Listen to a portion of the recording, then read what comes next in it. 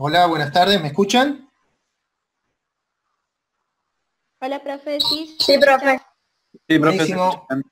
buenísimo. Hubo un problema antes de que me empiecen a putear en silencio. Hubo un problema con la coordinación para la clase de hoy, por eso apareció otra reunión de Zoom. ¿Sí? Pero esta la voy a, después, los que no puedan unirse o los que tengan algún problema, después la van a poder ver a esta clase en los teóricos de Petco. Yo la voy a subir ahí, ¿sí?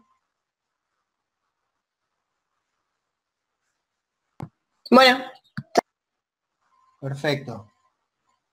Antes de empezar con esta clase, les quiero decir de que esta es, van a ver, hay mucha información sobre el cuello que no se puede dar en 2 horas. Esto tómenlo como una introducción, como una clase de generalidades. Yo le voy a ir marcando en el transcurso de la charla las cosas más importantes, las que tienen que tener en cuenta a la hora de estudiar, ¿sí?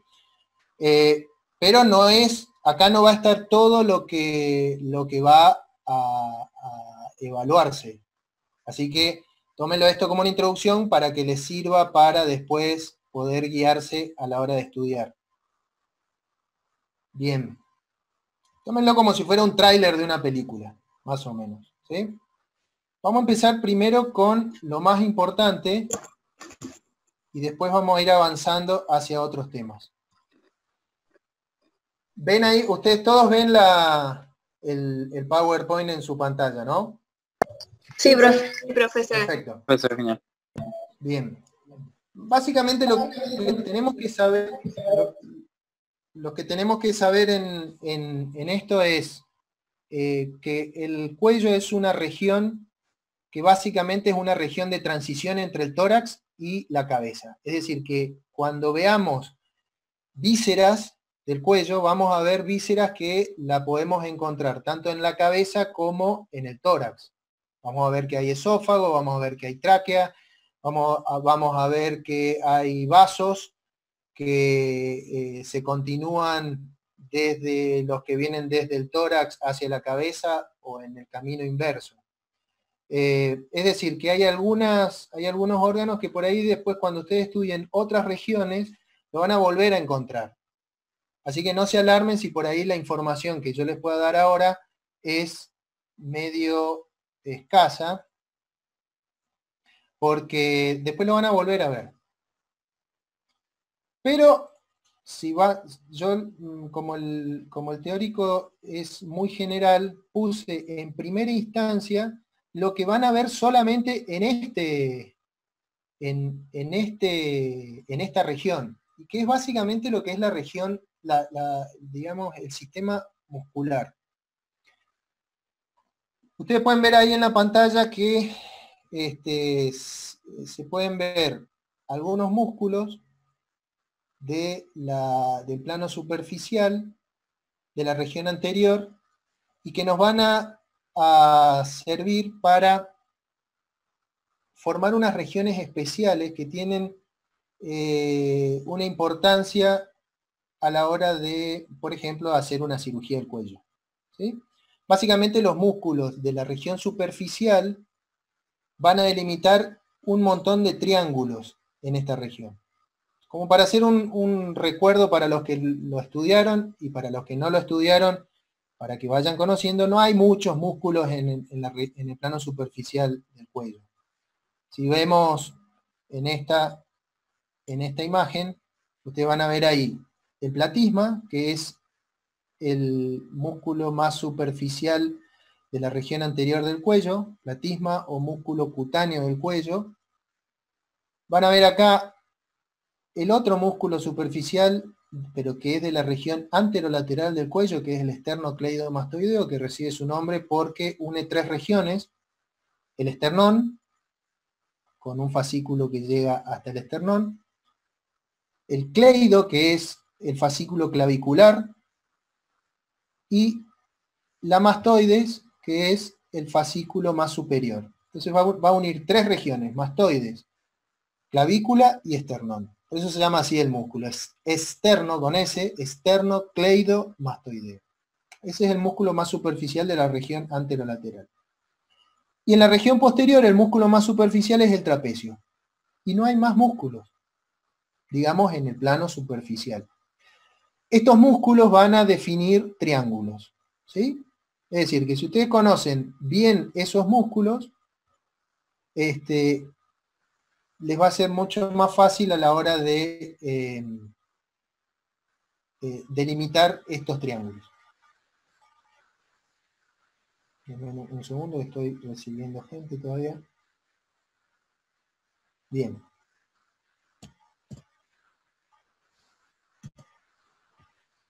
Fíjense en esa diapo donde se ve los músculos del plano superficial de la región lateral y posterior.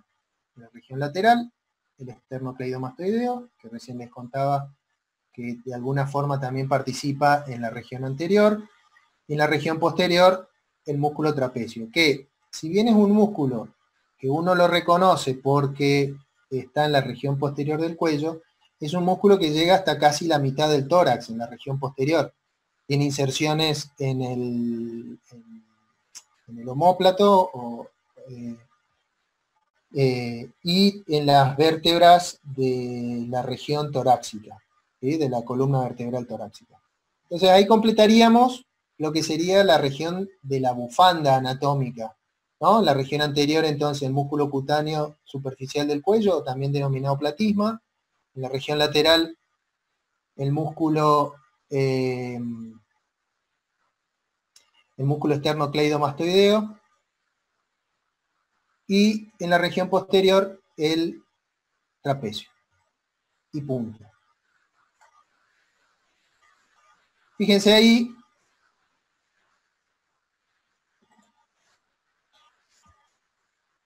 que estas regiones, estos tres músculos, van a delimitar básicamente varios triángulos, ¿sí? En total son 5 triángulos superficiales. También van a intervenir en la formación de estos triángulos algunos músculos de los planos profundos, que ya lo vamos a ver, que son los músculos del plano profundo de la región anterior, que son los músculos infraioideos y supraioideos. Pero básicamente están formados por los músculos de la región superficial. Me van siguiendo, ¿no? Por ahí tírenme algún sí como para saber que están ahí, porque si no siento como que estoy hablando. Sí, profe. Sí, profe. Sí, profe. Se entiende. Bien. Ustedes ven la flechita del cursor, ¿no es cierto? Sí. Sí. Ok, bien. Fíjense, esto es esquemáticamente, músculo esternocleidomastoideo, inserción mastoidea, inserción clavicular, que le da el nombre de cleido, y la inserción external. Este sería el trapecio. Acá estamos haciendo una visión lateral derecha.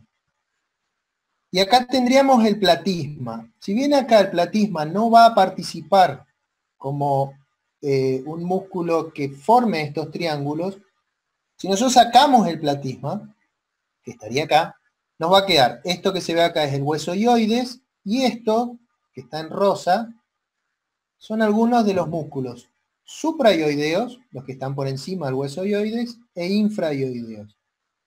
Y este entrecruzamiento de músculos va a generar 5 regiones.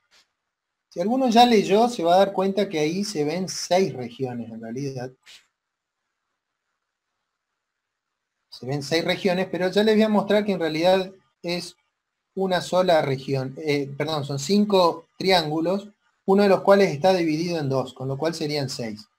Acá me preguntan en el chat si el platisma sería el techo de algunos triángulos. Sí, de hecho es el techo de esta región, de la región anterior. Fíjense, acá tenemos un triángulo que se llama occipital, que está en verde. Ustedes para que se guíen después cuando repasen esto en su casa.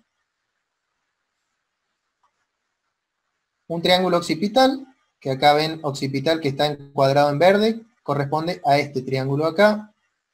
Un triángulo subclavio en celeste que corresponde a este triángulo que está acá. Un triángulo submaxilar en lila o violeta que corresponde a este triángulo que está acá. Un triángulo submentoniano en verde agua que corresponde a este pequeño triángulo que está acá.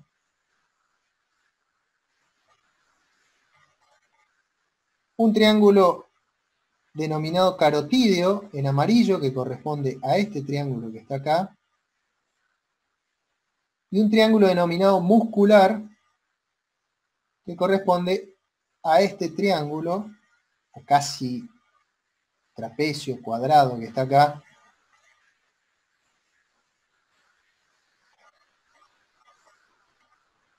Y esos serían más o menos los triángulos de la región del cuello más importantes. Hay otros 3 más que los vamos a ver en un ratito, pero lo que ustedes tienen que saber es cómo se delimitan esos triángulos y sobre todo, vieron que en anatomía cuando uno delimita una región, por ejemplo, ya lo hemos visto en miembro inferior, el triángulo de Scarpa, uno tiene que saber los límites del triángulo y el contenido del triángulo, lo que sería continente y contenido.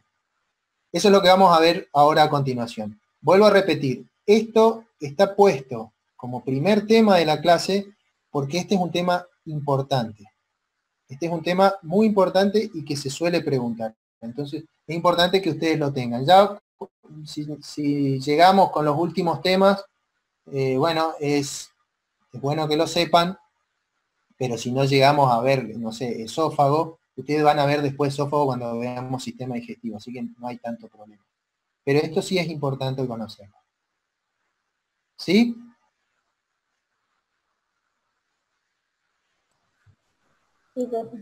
Bien, Sí. bueno, seguimos. Triángulo occipital o cervical posterior. Hago un paso para atrás para que ustedes lo puedan ver. Sería el triángulo este verde que está acá. Pero les voy a agregar este triangulito celeste que está abajo del occipital, que se llama subclavio, porque en realidad es parte de un mismo triángulo, el subclavio con el occipital, solamente que está dividido por este músculo. Ahora les voy a explicar cómo es. El triángulo occipital, o también denominado cervical posterior, es un triángulo que está por detrás del esternocleidomastoideo. Tiene su unión o su vértice en el lugar donde se une el músculo esternocleidomastoideo y el trapecio en la región de la línea nucal superior, en el cráneo. Ese es el vértice. Tiene una base que está formada por un hueso, que es el tercio medio de la clavícula. Siempre estamos hablando del mismo lado, ¿no? Es decir, nosotros ahora yo le estoy explicando lo que sería el lado derecho, pero si miramos el lado izquierdo tenemos su homologación, digamos, su correlación lateral de esto que hablamos. No es que hay 5 triángulos en todo el cuello, en realidad hay 5 por cada mitad, 5 en la mitad derecha y 5 en la mitad izquierda. Por ahí esto es obvio, pero bueno, lo recuerdo. Entonces, el vértice del triángulo occipital o cervical posterior es la unión del músculo esternocleidomastoideo y trapecio en la región de la línea nucal superior. La base es el tercio medio de la clavícula. El lado anterior de este triángulo es el borde posterior del esternocleidomastoideo y el lado posterior del triángulo es el borde anterior del trapecio. Vuelvo para atrás para que no sea tan difícil. Línea nucal superior, vértice, unión del trapecio con el esternocleidomastoideo, base, el tercio medio de la clavícula. Lado anterior del triángulo es el borde posterior del esternocleidomastoideo Y el lado posterior del triángulo es el borde anterior del trapecio. Ya sé que parece un trabalengua, pero hay que delimitar bien esto, ¿sí? Entonces, ese es el triángulo, son los límites del triángulo occipital o cervical posterior. El techo, o sea, lo que estaría cubriendo este triángulo es la capa superficial de la fascia cervical profunda. Hay una fascia de aponeurosis que recubre a este triángulo. Este triángulo tiene como particularidad que en la región inferior de este triángulo va a estar dividido por el vientre inferior del homoioideo. El homoioideo es un músculo infraioideo que divide al triángulo occipital o cervical superior en dos triángulos, o en dos subtriángulos. El superior o occipital y el inferior o supraclavicular o subclavio, también denominado. ¿Sí? Volvemos para atrás un toque. Y ahí es donde aparece este triangulito.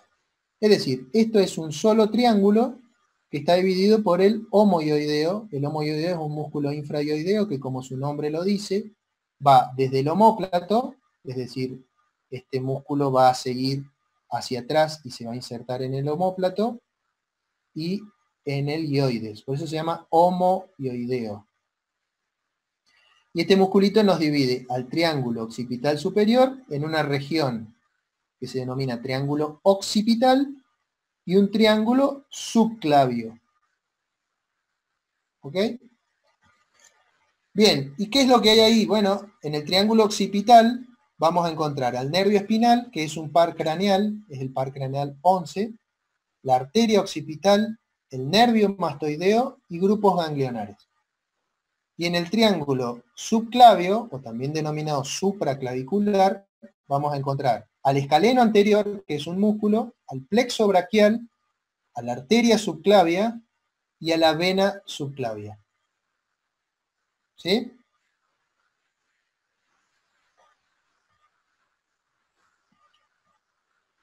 ¿Me siguen? Sí, profe. Sí, profe. Si ustedes me van pasando mensajes por el chat, yo no los veo porque en mi pantalla yo tengo varias cosas. Así que de última, yo los voy leyendo a cada rato para ir contestándole. Pero hasta acá estamos claros, ¿no? Con ese triángulo. Sí, profe. sí. Perfecto. Seguimos entonces. Vamos a ver ahora el triángulo submaxilar. Triángulo submaxilar. Volvemos un toque para atrás. El nombre nos indica que está por debajo del maxilar inferior. Submaxilar. Es este triangulito de color violeta. El triángulo submaxilar tiene, como cualquier triángulo, tres límites. Un límite superior, que es el borde inferior de la mandíbula o maxilar inferior. Un límite posterior, que es el vientre posterior del digástrico. El digástrico es un músculo supraioideo. Y un límite anterior, que es el vientre anterior del digástrico. Estos tres límites nos van a delimitar, valga la redundancia, el triángulo submaxilar. Y en ese triángulo vamos a encontrar a la glándula salival submaxilar, ganglios linfáticos submaxilares, al nervio hipogloso, al nervio miloioideo, a una parte de la arteria facial, que es una rama de la carótida externa, y a la vena facial. Volvemos hacia atrás. Y ahí vemos. Esto que se ve acá es el maxilar inferior. Este es el músculo digástrico, se llama digástrico, es un músculo supraioideo porque tiene dos vientres digástricos. Uno que va hacia la región anterior, que es este, y otro que va hacia la región posterior, y esto le delimita el triángulo submaxilar. ¿Qué hay que saber del triángulo submaxilar? Bueno, los límites y el contenido. ¿Sí? Seguimos. Sí, profe. Tenemos otro triángulo, este es el tercero, son 5 nada más, porque el primero en realidad comprende a 2, al occipital y al subclavio. Vimos el submaxilar y ahora vamos por el submentoniano. El submentoniano tiene como límite anterior a la línea media del cuello. En realidad no hay una línea media del cuello propiamente dicha, sino que hay una fascie que va por la mitad del cuello y que une, digamos, las dos mitades. ¿Sí? Cuando nosotros estamos hablando de esta región, estamos hablando de un lado de esta región, pero del otro lado está pasando lo mismo. Es decir, la línea media del cuello va a ser un límite del triángulo submentoniano, que es el límite anterior. El límite posterior va a ser el vientre anterior del digástrico y el límite inferior, el cuerpo del hueso ioides. Vamos para atrás, un toque. Triángulo submentoniano, verde agua. Una de sus lados del triángulo es la línea media del cuello, y el otro es el vientre anterior del digástrico, y el otro es el hueso ioides. Ahí encontramos al triángulo submentoniano. ¿Qué hay que saber del triángulo submentoniano? Que va a contener ganglios linfáticos submentonianos y pequeñas venas que van a formar la vena yugular anterior. Como dato, la vena yugular anterior es una vena superficial, ¿sí? Es parte del sistema yugular, pero el sistema yugular superficial. La vena yugular que está formando el paquete vasculonervioso del cuello es la vena yugular interna, ¿sí? Que es profunda. Esta es una vena yugular superficial, la anterior, ¿sí? No tiene mucha importancia en realidad este triángulo, no hay ningún elemento vital, digamos, pero hay que saberlo como una región superficial del cuello. El triángulo carotidio, este sí tiene elementos de mayor importancia. El triángulo carotidio tiene un límite antero-inferior, que va a ser formado por el vientre superior del lomo ioideo, un límite antero-superior, que va a ser el formado por el vientre posterior del digástrico, y un límite posterior que va a ser formado por el borde anterior del esternocleidomastoideo. Tiene un piso que va a ser formado por la membrana tiroidea y la membrana faríngea media e inferior, y un techo que va a estar formado por la piel, la fascia superficial, el platisma, la fascia profunda, y algunos ramos de nervios faciales, cervicales y cutáneos. Este por ahí es el más complejo. Vamos a mirarlo de nuevo. Triángulo carotidio, en amarillo. ¿Sí? Este es el digástrico, este es el homoioideo, este es el hueso ioides, y este es el esternocleidomastoideo. ¿Qué vamos a encontrar acá? Acá vamos a encontrar muchas cosas y muchas cosas importantes. Primero vamos a encontrar el paquete vasculonervioso del cuello, formado por la arteria carótida común, con su bifurcación en carótida interna y externa, la vena yugular profunda y el nervio vago, que son los tres elementos que forman el paquete vasculonervioso. La arteria tiroidea superior, la arteria facial, la arteria lingual, la arteria occipital, la arteria faríngea ascendente, y venas que son las venas tiroidea superior, la facial, la lingual, la faríngea y la faríngea ascendente. Si de algo les sirve como dato es que todas estas arterias que encontramos acá son todas ramas de la carótida externa. No vamos a encontrar en el cuello ninguna rama de la carótida interna, porque la carótida interna es un vaso arterial de exclusiva irrigación para el encéfalo, es decir, no da ramas en el cuello. Y como elementos nerviosos encontramos al par craneal 12, que es el nervio hipogloso, a un asa cervical del plexo cervical, a una parte del nervio espinal, al nervio laríngeo superior y a la parte inferior de la faringe y la parte superior de la laringe. Como dato es que este triángulo es el que se usa para hacer las cirugías de endarterectomía carotidia, las cirugías de las carótidas para el tratamiento de las obstrucciones carotidias por placas de arteriosclerosis. ¿Sí? Bien. Nos queda un triángulo más. El último triángulo es el triángulo muscular u homotraqueal.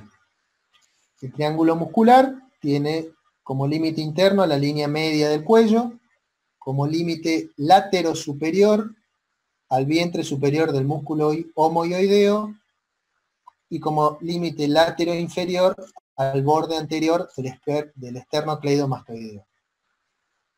Tiene un techo que está formado por la piel, la fascia superficial, el platisma y la fascia profunda, y como contenido tiene al músculo esternoioideo, al músculo esternocleidomastoideo, al paquete vasculonervioso del cuello, al nervio laringio recurrente, a la tráquea, a la parte inferior de la laringe, a la glándula tiroides y al esófago por detrás de la tráquea.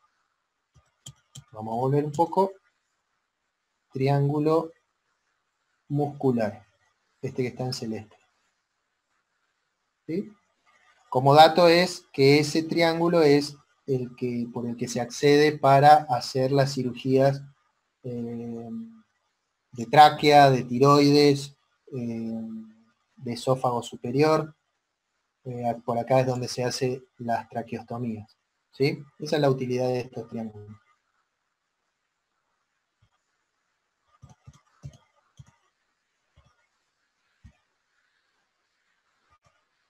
Bien, ¿estamos hasta acá? Sí, profe. Sí, profe. Sí. Bien. Sí, sí. Estos serían los triángulos que están descritos al principio. Hago un repaso. Triángulo occipital o cervical posterior con sus dos partes, occipital y subclavio. El triángulo submentoniano. Perdón, el triángulo submaxilar en lila. El triángulo submentoniano en verde agua. El triángulo carotidio en amarillo y el triángulo muscular en celeste. ¿Sí?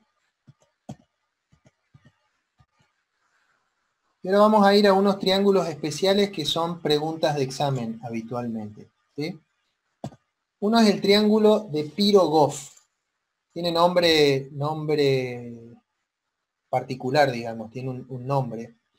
Que es un triángulo que está formado por el borde posterior del músculo miloioideo, que está formado por el nervio hipogloso, que es otra de las ramas de este triángulo, o de los lados de este triángulo, y el tendón intermedio del digástrico.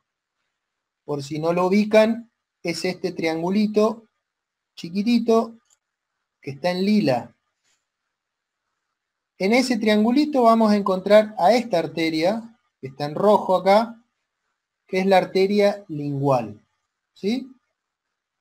¿Qué importancia tiene esto? Casi nada, pero tiene importancia a la hora de rendir exámenes. Triángulo de Pirogov. ¿Cuál es el contenido del triángulo de Pirogov? La arteria lingual. ¿Sí? Esa es la importancia de esto. Les aseguro que si ustedes, salvo que hagan cirugía del cuello en su futuro, no lo van a ver nunca. Pero hay que saberlo para el examen. Otro de los triángulos especiales que hay es otro que se llama triángulo de Béclard. El triángulo de Béclard está formado por el borde posterior del músculo hiogloso, el hueso hioides y el vientre posterior del digástrico. Es este triangulito en celeste. Y cuyo contenido es el nervio hipogloso y la arteria lingual. Si ustedes se fijan, el de Pirogov está al lado del de Béclard. Este es el de Pirogov y el de Béclard está del otro lado del digástrico. ¿Sí? Acá vamos a encontrar, aparte de la arteria lingual, que estaba en el de Pirogov, encontramos al nervio hipogloso. Y otro triángulo importante desde el punto de vista anatómico, es el triángulo de Farabeuf. El triángulo de Farabeuf es un triángulo que está formado por la vena yugular interna, la vena tirolinguofaringofacial, que es esta, y el nervio hipogloso. Este triangulito va a contener a la bifurcación de la arteria carótida primitiva. Es decir, que el triángulo de Farabeuf va a estar dentro del triángulo carotidio, que lo veíamos en amarillo acá. Dentro de este triángulo vamos a encontrar en la profundidad al triángulo de Farabeuf. ¿Para qué sirve esto? Bueno, básicamente para encontrar, cuando uno opera el cuello, encontrar la bifurcación de la arteria carótida primitiva. Carótida primitiva en interna y externa.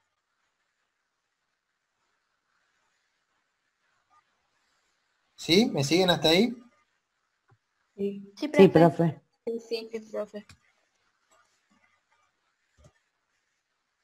Bien. Último triángulo, me parece. El triángulo de Sedillot, otro triangulito chiquitito. Es un triángulo que está limitado por el fascículo external del esternocleidomastoideo, el fascículo clavicular del esternocleidomastoideo y la clavícula. Y está y contenido dentro de este pequeño triángulo vamos a encontrar al nervio frénico. ¿Es importante el nervio frénico? Bueno, sí, básicamente porque el nervio frénico, que es una rama del neumogástrico, como su nombre lo indica, va al frenos. ¿Qué será el frenos? ¿Alguien sabe lo que es el frenos? El diafragma, ¿no es? Exactamente.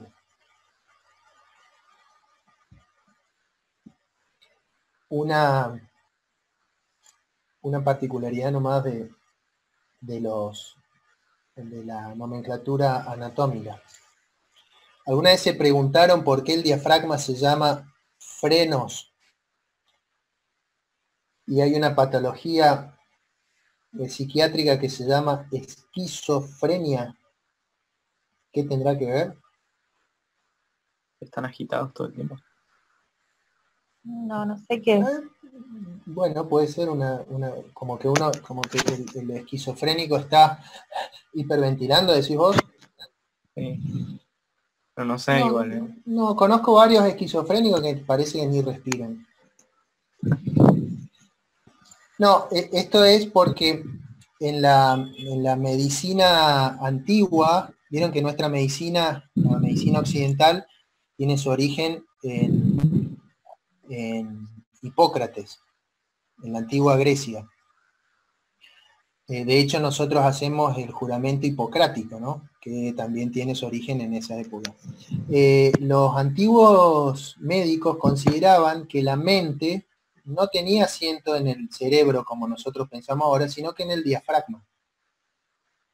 Entonces, muchas patologías que ellos describían sintomáticamente, como es la esquizofrenia, esquizofrenia es una palabra que viene del latín, que significa esquizo, que significa dividido, frenia, que significa mente. Es lo que nosotros conoceríamos hoy como la personalidad múltiple o el esquizofrénico, ¿no? Es el que tiene conductas muy distintas, ¿no? Ellos creían que la mente estaba en el diafragma, por eso es que definían al diafragma como frenos y a las enfermedades mentales le agregaban esos frenos, ¿no? Esquizofrenia sería como mentalidad dividida. O, por ejemplo, la oligofrenia. La oligofrenia se le dice al que es medio, mentalmente es medio quedado, ¿no? Como sería como el tonto, el oligofrénico. Oligo significa poco. Entonces, poca mente. Pero también el diafragma como músculo respiratorio nosotros le decimos frenos. De hecho, recién estamos hablando de esto por lo del nervio frénico. El nervio frénico en realidad sería el nervio diafragmático, ¿no? Pero les cuento esto para que a la hora que ustedes tengan que, por ahí no se acuerdan un concepto, por lo menos se recuerden alguna cosa relacionada a ese concepto. Es decir, no sé, si uno dice el nervio frénico, diafragma, oligofrenia, esquizofrenia, por ahí se puede acomodar un poco. Esto como un dato a la hora de estudiarlo, ¿no? Bueno, ¿seguimos? Vamos a hablar un poco sobre los músculos de la región profunda del cuello, sobre todo de la región anterior del cuello. Empezamos con esto de los triángulos que vimos recién porque esos triángulos básicamente están delimitados por estructuras superficiales, ¿sí? El esternocleidomastoideo, el trapecio, la línea media cervical. Si bien había algunos músculos de la región profunda, como el homoioideo, el digástrico, no tienen tanta intervención porque son músculos de los planos profundos. Por eso empecé con esos triángulos, porque tienen más relación con los músculos superficiales. Pero si nosotros hablamos de los músculos de la región profunda, básicamente tenemos que hablar de un hueso que no está unido al esqueleto y que es el hueso hioides. ¿Sí? Voy a adelantarme un poquito. Ese es el hueso hioides. Es un hueso que básicamente no tiene inserción en el esqueleto, pero que sirve de inserción a importantes músculos de la región del cuello, de la región profunda del cuello, que tienen intervención en la deglución, por ejemplo, o en los movimientos de la lengua, que es el hueso hioides. Ustedes ven ahí que el hueso hioides básicamente tiene un cuerpo central y cuatro apófisis, dos anteriores y dos posteriores, que son mayores que las anteriores, que van a servir de inserción a músculos de la región profunda. Estas apófisis, las anteriores se denominan cuernos, las anteriores que parecen como si fuera unos dientes, se denominan cuernos menores, y las posteriores se denominan cuernos mayores.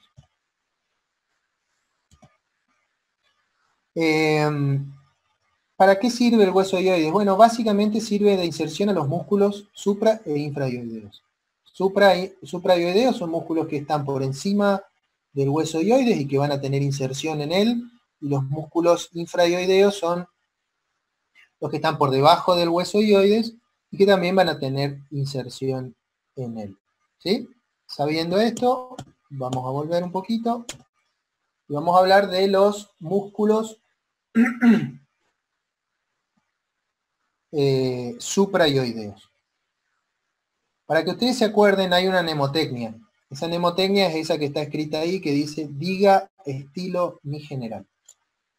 Esta mnemotecnia lo que les ayuda es a acordarse los músculos suprahioideos. Es importante, sirve como elemento de estudio, acordarse la mnemotecnia, pero no sirve acordarse la mnemotecnia y olvidarse de los músculos.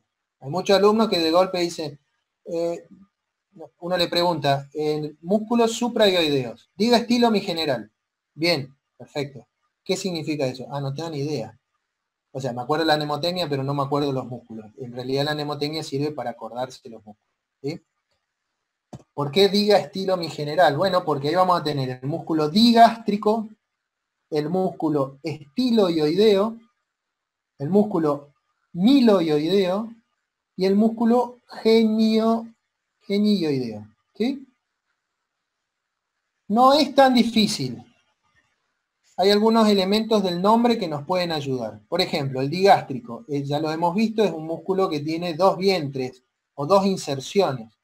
Una que se denomina vientre posterior o mastoideo, que se va a insertar en la apófisis mastoidea y que nace del hueso hioides, y un vientre anterior que se va a insertar en la fosita digástrica que está en la sínfisis del maxilar inferior.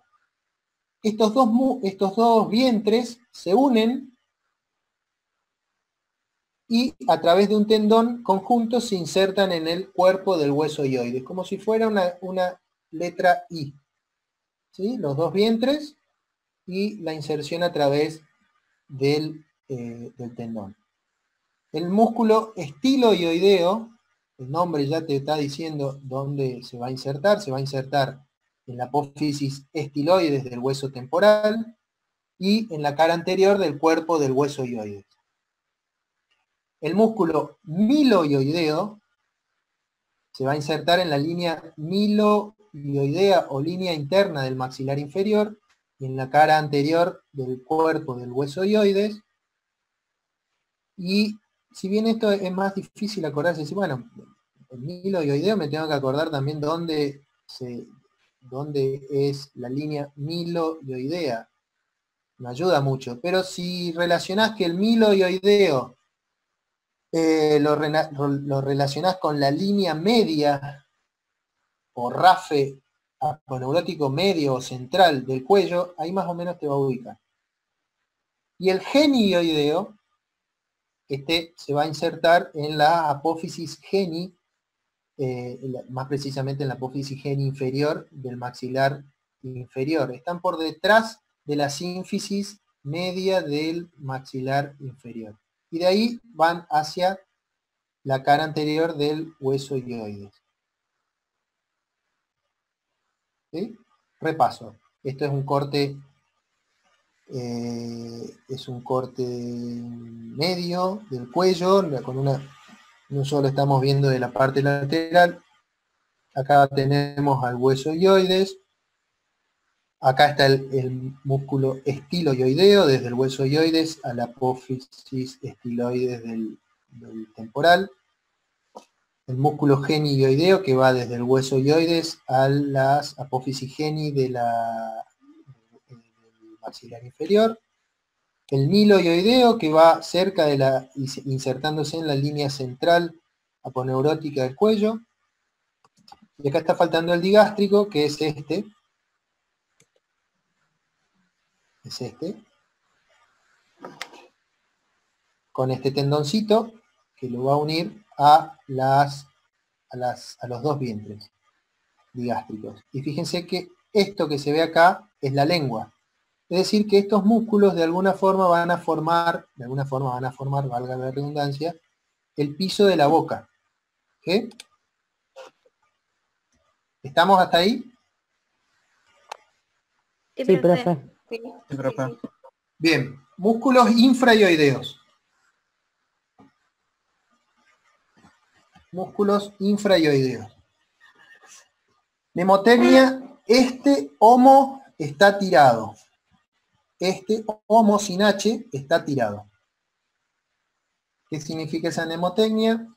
Esternotiroideo, homoioideo, esternocleidoioideo y el tiroioideo. Músculos infrahioideos. ¿Cómo sé que estos son los músculos infrahioideos? Bueno, es medio fácil porque fíjense, el primer músculo se llama esternotiroideo. Externo, va al esternón, o sea que está por debajo del cuello, quiere decir que es un músculo infrahioideo. El hioide está en la mitad, no están en la mitad. Pero háganse la idea que está en la mitad del cuello, entonces, si en el nombre del músculo te dice que va al esternón, evidentemente es infrahioideo, no puede ser jamás suprahioideo. O hay otro que se llama homoioideo, va hacia el omóplato. El omóplato está en un nivel mucho más abajo del cuello, es decir, tiene que ser infrahioideo, no puede ser jamás suprahioideo. ¿Qué les quiero decir con esto? De que si por ahí no se acuerdan, que es normal que no se acuerden porque son muchos datos, muchos nombres parecidos, traten de usar el sentido común, traten de usar la ubicación. Es decir, homoioideo, omóplato y ioides. El omóplato está por debajo del ioides, es decir, que es infrahioideo. ¿Sí? Bueno, el esternotiroideo se va a insertar en la cara posterior del primer cartílago costal y el esternón y en el hueso hioides. ¿Sí? El homoioideo va hacia el omóplato. Es decir, que se va a insertar en el borde superior de la escápula,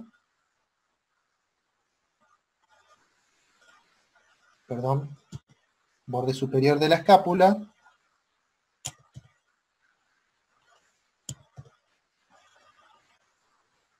por dentro de la escotadura coracoidea y va a ir hasta el asta mayor del hueso hioide, por fuera del esternocleidoioideo. El esternocleidoioideo, es decir, tiene relación con el esterno, va hacia el esternón y hacia la clavícula, y hacia el hioides, se va a insertar en la cara posterior de la clavícula, en la cara posterior del ligamento esternoclavicular, que forma parte de la articulación esternoclavicular, en la mitad lateral del manubrio esternal, en el primer cartílago costal y en el borde inferior del cuerpo del hueso hioides. Y el tiroioideo, que se origina en la superficie externa del cartílago tiroides. El cartílago tiroides está por debajo del hueso hioides, es parte de la laringe, no confundirse con la glándula tiroides. Esto está hablando del cartílago tiroides de la laringe, y se va a insertar en el borde inferior del asta mayor y el cuerpo del hueso hioides. ¿Hasta ahí me siguen? Sí, profe. Sí, profe. Bien. ¿Quién me puede decir, ahora que cambié la lámina, la mnemotecnia de los supraioideos? Yo no los veo, así que... Diga estilo mi general. Diga estilo mi general. Perfecto. Otro alumno que me pueda decir qué significa diga estilo mi general. Digástrico, estiloioideo, el miloioideo y el genioioideo. Perfecto. ¿Quién está hablando? Decime el nombre, por favor. Valdebenito Isaac. Isaac. Sí. Bien. ¿Vos habías estudiado esto antes de la clase? Lo estuve viendo en minutos antes de entrar. O sea que ya te lo sabés. No sé si me lo sé a fondo, pero sí. No sé. Bueno, el objetivo de la clase es eso. Es como cuando vos te vas al cine, te vas a ver una película, ves un tráiler de otra película que no tenías ni idea, pero ahora ya sabés de esa película y ya tenés más o menos una idea. Ese es el objetivo de los teóricos. Que vos, si no estudiaste nada, tenés una idea, ponele de un 20% de la clase, un 30%. Ya conocés más o menos. Cuando te vas a estudiar es mucho más fácil. Y para el que estudia, antes del teórico, le sirve para reforzar, es decir, que prácticamente después no tiene que volver a estudiar. ¿Me explico? Sí, se entiende. Bien. ¿Quién me puede decir la mnemotecnia de los infraioideos? Este homo está tirado. Está tirado. Bien. ¿Quién me puede decir, que no sea la persona que me dijo recién, la mnemotecnia, cuáles son los músculos infraioideos? El esternoioideo, el homoioideo, el esternotiroideo y tiroioideo. Bien. ¿Lo había estudiado esto? Yo sí, hace unos días estuve leyendo los Bien, músculos. está bien. O sea que después de esto, si Dios quiere, ya prácticamente no tengo una leída esta noche y ya está. Sí. ¿No? Más o menos. Bueno, está bien, ese es el objetivo, ¿sí? No se pongan como objetivo ver los teóricos e inmediatamente saber saber la clase. Es tener una idea. Después yo este teórico lo voy a subir a Petco, lo pueden volver a ver, o pueden usar las imágenes. Pero es un vuelo rasante sobre el tema. No les va a alcanzar capaz que para un 4 sí, pero no les va a alcanzar para otra cosa. Yo les sugiero de que profundicen, ¿sí? Bien, sigamos. ¿Qué hora es? Tenemos hasta las 18. Tenemos media hora más. Bueno, hueso hioides ya vimos. Un repaso de columna cervical. El cuello, esto que nosotros vimos es parte muscular. Yo lo di primero porque es, digamos, el tema principal. El tema es cuello y aponeurosis. Bueno, si me pongo a hacerlo específicamente de eso, no me alcanza la clase. Pero sepan lo que hemos visto de la parte de músculo, triángulo, regiones anatómicas, ¿sí? Les voy a hacer un repasito, o si no es repaso, por lo menos algunos datos importantes sobre el resto del cuello, que es una región que va a tener un eje, una estructura sólida en la cual se construye el resto de la anatomía, como cualquier región de todo el tronco, digamos, y vísceras. Vamos a ver primero este eje, esta columna, ¿sí? Va a tener vértebras que son de la columna vertebral, región cervical. Las vértebras cervicales en general tienen algunas particularidades que no lo tienen las vértebras de las otras regiones. Por ejemplo, digamos, en general todas las vértebras de la columna tienen cuerpo, apófisis transversa, apófisis articulares, apófisis espinosa, lámina y pedículo. Y yo le agregaría a esto, que no sé por qué no está, un agujero vertebral por donde pasa la médula espinal. Eso es común a todas las vértebras de la columna. La región cervical tiene algunas particularidades que la distinguen del resto de las regiones. Y cada una de las regiones también va a tener particularidades. La torácica va a ser relativamente diferente a la lumbar y a la cervical. Pero si hablamos de la cervical, vamos a ver que el cuerpo es generalmente alargado en forma transversal y va a tener a cada lado apófisis transversas o unciformes también denominadas, y el foramen vertebral, que es más bien triangular, de base anterior. Las apófisis transversas tienen dos raíces, una anterior y una posterior, que se unen al cuerpo vertebral, y un agujero que se denomina transverso, por donde va a pasar la arteria y la vena vertebral. Esto es particular de la cervical. Ya cuando la torácica no tiene este agujero. ¿Por qué? Bueno, básicamente porque la arteria vertebral es rama de la arteria subclavia, y la arteria subclavia va por debajo de la clavícula. Es decir, que cuando uno habla de las vértebras torácicas, si la subclavia, que está por debajo de la clavícula, que está arriba del tórax, da su rama hacia arriba, no hay ramas hacia abajo, entonces las vértebras torácicas no van a tener un agujero transverso por donde pasen vasos, ¿sí? Entonces esto la distingue de las otras vértebras. Después va a tener una apófisis articular, que en realidad son 4, 2 superiores y 2 inferiores, que le van a permitir articularse con las vértebras supra e infraadyacentes. La apófisis espinosa, que es posterior, es corta y puede llegar a estar bifurcada. La lámina, que como ustedes saben, la lámina va a unir la apófisis espinosa con la apófisis transversa.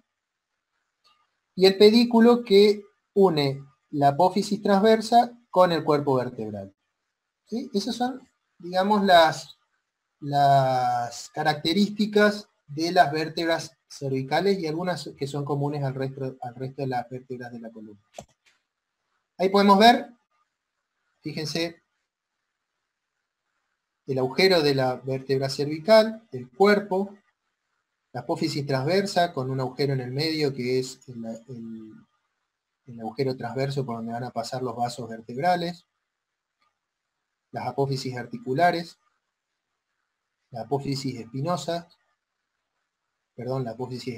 bifurcada acá, la lámina, y fíjense que si uno hace una visión lateral, la apófisis espinosa es como que está inclinada hacia atrás y hacia abajo.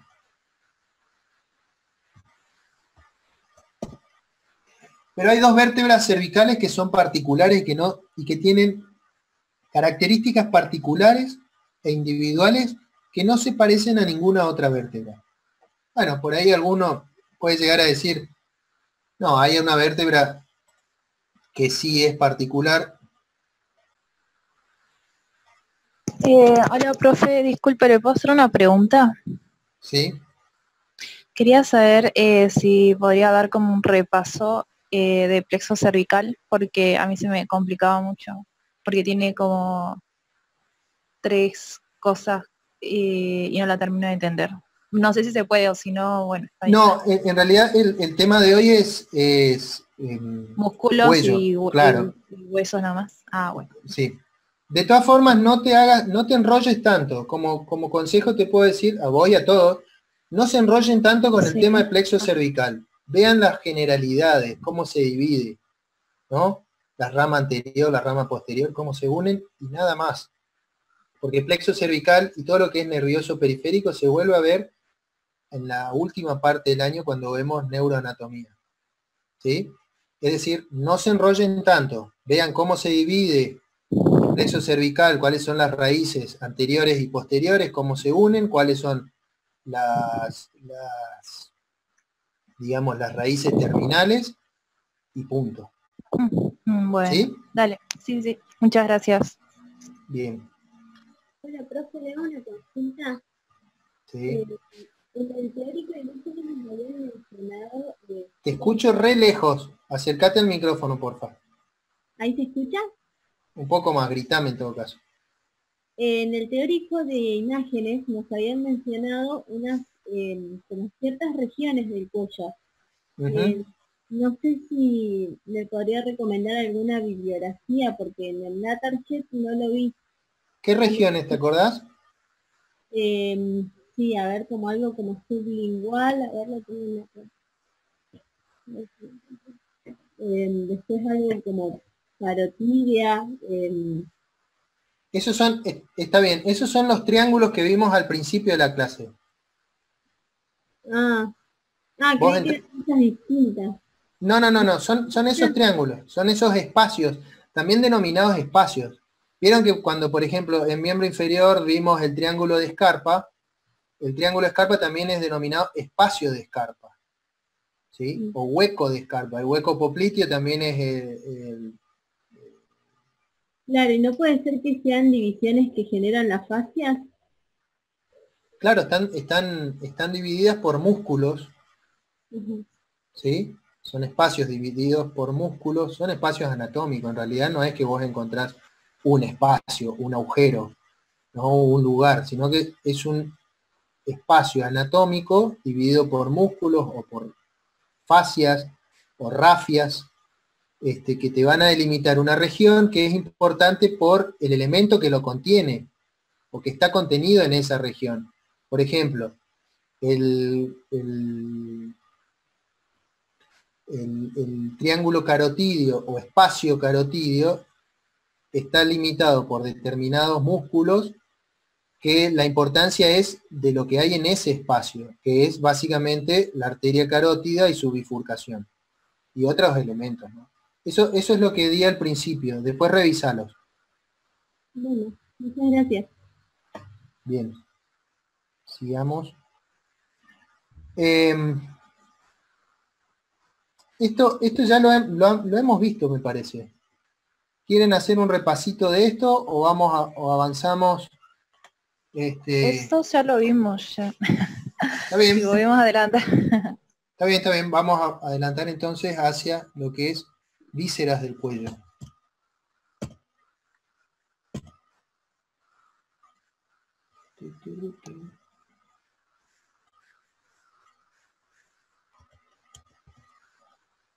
No, la laringe no vimos. Está bien, esto es vísceras ya. Ok.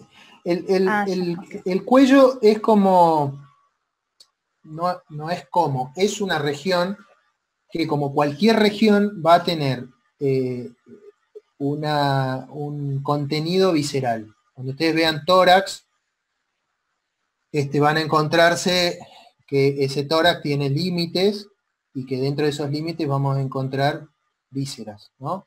En el tórax, bueno, podría ser el pulmón, los pulmones, el corazón, qué sé yo. En el cuello pasa lo mismo. Lo que pasa es que el cuello, ser un lugar, es una región de transición entre la cabeza y el tórax, vamos a encontrar órganos de sistemas que están tanto en el cuello, en la cabeza como en el tórax. Uno de esos órganos es justamente la laringe. La laringe es parte del sistema respiratorio, es un órgano o una estructura básicamente músculo-cartilaginosa, situada en la región anterior del cuello, más o menos a la altura de la cervical 3, 4, 5 y 6, que te va a comunicar la faringe, que es un órgano que en realidad comparte función con el aparato respiratorio y el aparato digestivo. Te comunica la faringe con la tráquea. Y está formado básicamente por 9 cartílagos. 2 cartílagos que se denominan aritenoides, 2 cartílagos que se denominan cuneiformes, 2 cartílagos denominados corniculados, un cartílago tiroides, un cartílago cricoides y una epiglotis. Todos esos cartílagos los encontramos en 5 centímetros de longitud, más o menos, y vamos a encontrar 2 músculos que forman una V denominados pliegues pliegues vocales, o mal llamados cuerdas vocales. También hay algunos autores que lo denominan como membranas vocales, cuya función es originar la voz y actuar como un esfínter respiratorio. Todos estos cartílagos van a tener ligamentos que los unen entre sí, que se denominan ligamentos intrínsecos, que cuando ustedes vayan a estudiarlos van a encontrar que hay varios. Recuerden como dato importante que los intrínsecos te unen los cartílagos entre sí, y los extrínsecos te unen la laringe a otras estructuras. Después vamos a encontrar músculos laringeos constrictores, entre los que vamos a tener al cricoaritenoideo lateral, el tiroaritenoideo y el aritenoideo. Músculos laringeos dilatadores, con función opuesta a los constrictores, que son el cricoaritenoideo posterior. Músculos laringeos tensores, el cricoaritenoideo y el tiroaritenoideo, que tienen fibras vocales que van hacia las membranas vocales. Y todo esto van a delimitar 3 regiones. Una denominada supraglótica, por encima de la epiglotis, una glótica, que está a la altura de la epiglotis, y una subglótica que está por debajo de la glotis o epiglotis. Fíjense, esto es la laringe vista anterior, acá se va a continuar con la tráquea, y esto es la laringe vista posterior o interna, donde estamos viendo la luz de la laringe. Y acá vemos músculos laringeos. Cuando nosotros, yo no sé si tengo otra foto o no, pero cuando uno hace una endoscopía, lo que se denomina una broncoscopía, para ir a buscar algún bronquio a través de un endoscopio, primero vamos a pasar por la laringe, y cuando llegamos a ese lugar vamos a ver las membranas vocales como 2 alas que te ocluyen la luz de la laringe. Estas membranas tienen músculos que actúan como constrictores, es decir, que se tensan y cierran la membrana vocal, músculos dilatadores y músculos tensores, que sirven básicamente para darle los distintos tonos a la voz. ¿Sí? Esto es muy utilizado por los cantantes, los locutores, etc. Y que también tiene una función de servir como un esfínter al aparato respiratorio. Es decir, cuando uno accidentalmente come algo y traga, y ese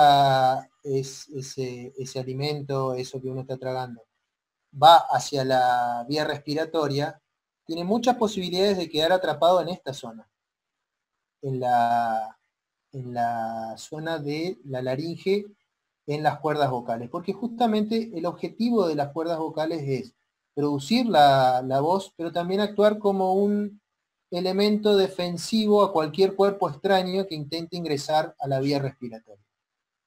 Cuando el cuerpo extraño es más chico, lo puede franquear y terminar en un bronquio.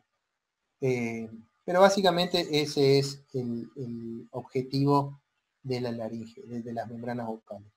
Como particularidad de la laringe, deben saber que de esos 9 cartílagos descritos recién, el más grande es el cartílago tiroides, es lo que forma la nuez de Adán. Y el que le sigue en tamaño es el cartílago cricoides. Este que se ve acá es el cartílago tiroides. Este que se ve abajo es el cartílago cricoides. Y entre ambos hay un ligamento que es el ligamento cricotiroideo, que es un ligamento intrínseco porque te une 2 cartílagos de la laringe entre sí. Recuerden, los ligamentos intrínsecos son los que unen los cartílagos de la laringe entre sí, y los ligamentos extrínsecos son los que unen la laringe a otras estructuras. ¿Sí? Esto como un repaso, seguramente lo van a volver a ver cuando vean aparato respiratorio. Por debajo de la laringe vamos a tener la tráquea, que es la estructura que lo sigue. La tráquea es una estructura rígida, está formada básicamente por anillos cartilaginosos y músculo liso. Mide aproximadamente 11 centímetros y medio por 2 centímetros y medio de diámetro. Comienza donde termina el cartílago cricoides de la laringe, y de ahí está formada por 15 a 20 anillos incompletos de cartílago. La parte posterior de la tráquea, contrariamente a lo que uno piensa cuando la ve por delante, es aplanada y está completada por músculo liso. Este músculo liso tiene la función, no tanto en la tráquea, pero sí más distal, digamos, en los bronquios. A veces este músculo liso tiene la posibilidad de contraerse y cerrar la vía aérea. ¿Sí? Ya lo van a ver cuando vean bronquios. ¿Qué es lo que uno tiene que saber de la tráquea? Básicamente la tráquea, la única función que tiene es la de transportar el aire. Y es importante su relación con otras estructuras. Por ejemplo, con la glándula tiroides, que está anterior a la tráquea, con las venas tiroideas inferiores, con el paquete vasculo nervioso a ambos lados de la tráquea, sobre todo con la arteria carótida. En la región posterior está en íntima relación con el esófago. De hecho, el esófago va pegado a la tráquea, bien apoyado en la parte de atrás de la tráquea, y el nervio laringio recurrente que corre a través de un surco que queda entre el esófago y la tráquea. Cuando nosotros la vemos, fíjense, esta es la pared posterior de la tráquea, básicamente formada por un poco de cartílago, pero mucha cantidad de músculo liso. La luz de la tráquea, con los anillos traqueales y la mucosa traqueal. Y en este gráfico pueden ver las relaciones. Importante cuando uno ve tráquea, las relaciones, ¿sí? Con el paquete vasculo nervioso, con la glándula tiroides, con la glándula paratiroides, con el nervio laringio recurrente. Otro órgano relacionado, otro órgano visceral del cuello es la faringe. Acá me están avisando que nos quedan 5 minutos. A ver.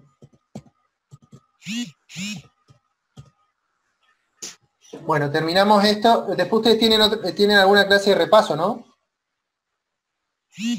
Tenemos clase con Serpa. Ah, ok. Bien. Bueno, terminamos esto y siguen con Serpa entonces. Rápidamente, la faringe es un órgano que tiene una función compartida con el sistema digestivo y el sistema respiratorio. Es un órgano muscular localizado desde la base del cráneo en íntima relación con el cuerpo del esfenoides, con la apófisis basilar del hueso occipital, y después se va a relacionar con el esófago y con la laringe.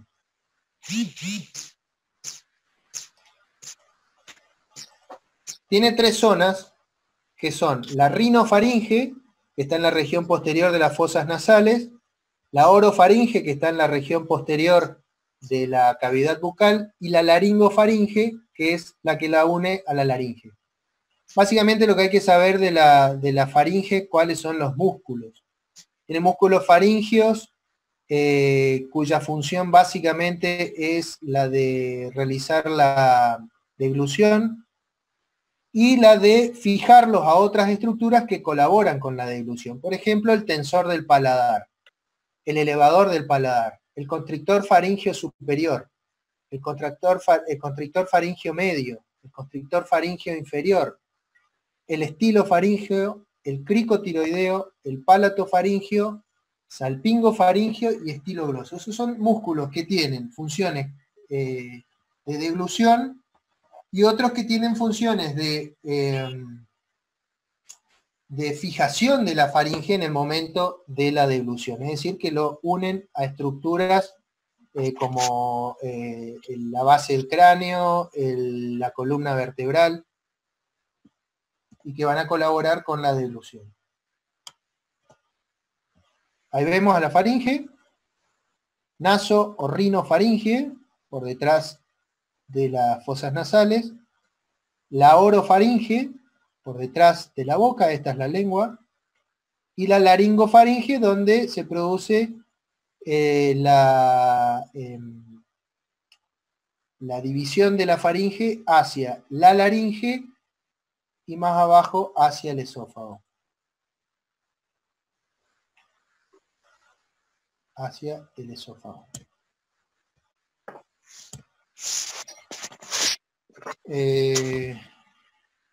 Bueno, antes de que se termine la clase, unos datos que los pueden ayudar a la hora de estudiar.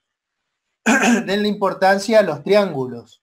Háganse láminas donde pongan, donde ustedes dibujen y repasen los límites de cada triángulo.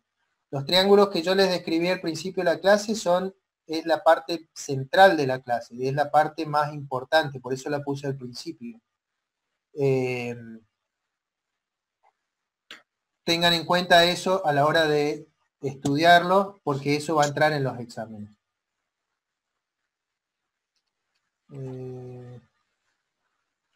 ¿Alguien quiere hacer alguna pregunta? Alguien levantó la mano. Sí. ¿Los triángulos que hay que estudiar serían solo esos que dio entonces o hay otros más? No, son esos que están descritos al principio. Viste que di 5 que no tienen nombre propio, digamos, que son los de la región lateral y anterior del cuello, y después creo que son 3 o 4 más que tienen nombre propio, que son clásicos de anatomía. Son triángulos clásicos que se preguntan siempre, ¿sí? Después hay que saberse, bueno, los planos superficiales, el plano profundo. Yo no entré mucho en detalle de los planos profundos de la región posterior del cuello, pero ahí tenés los escalenos, tenés los músculos espinales, músculos que ya hemos visto en las primeras clases, los de la cefalogiria, pero básicamente es para aportarle los límites de los triángulos que vimos al principio de la clase. Profe, el tema de los ganglios y eso no hay que darle mucha bolilla en este tema de justo de cuello. ¿Ganglios del cuello? Sí. No, En realidad eso prácticamente no se pregunta, pero también es de que los ganglios del cuello básicamente tienen una importancia cuando uno toca temas oncológicos, ¿no? De cáncer, por las metástasis ganglionares. Ganglio los vas a encontrar como satélites de todos los lugares donde tengas vasos. De última, los ganglios más importantes de la región del cuello son los que acompañan las cadenas yugulares, de la yugular interna y las yugulares posterior y anterior, y los submaxilares. Otros no hay. ¿Sí? Ok, profe, gracias. Bueno, chicos, si no hay ninguna otra pregunta, los libero para que puedan ir a la clase del doctor Serpa. Yo voy a subir esta clase en un rato más a Petco, así ustedes la pueden encontrar y pegar un repaso a todo esto. Bueno, muy bien, muchas gracias. Bueno, mucha suerte. Gracias, profe. Chao, profe, muchas Chao, gracias. hasta luego. Chao, profe. Gracias. Profe, gracias.